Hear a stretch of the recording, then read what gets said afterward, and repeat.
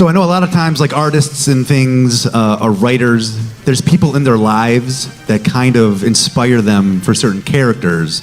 Were there certain people in your lives that inspired either like different characters within the Teenage Mutant Ninja Turtle realm or any of the characters themselves?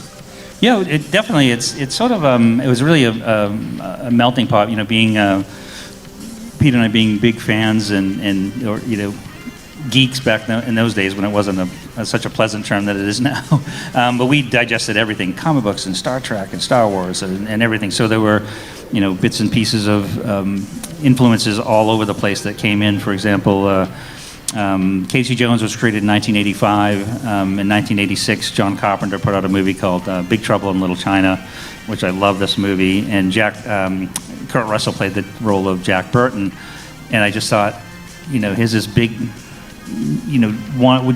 wishing to do well, knucklehead that always wants to do the right thing, but always messes up or makes poor decisions. Every time I wrote Casey Jones after that, I always wrote him. I said, "What would Jack Burton do?" when I think of Casey.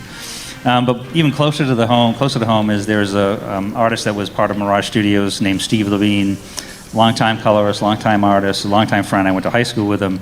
In high school, he was like our version of Robin Williams. He was like, when you come up with a jokey topic and then you beat it to death, and there's nowhere you could go. You've ruined this topic completely. Well, that was usually Steve's starting point. You would then go further, and he'd be like rolling in the floor.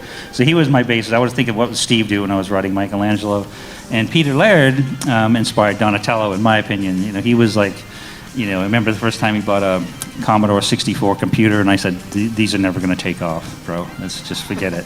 But he was always the techno guy, the geeky guy, Casio calculator watch and stuff like that. So whenever I wrote Donatello, I think of Peter. I can absolutely see it.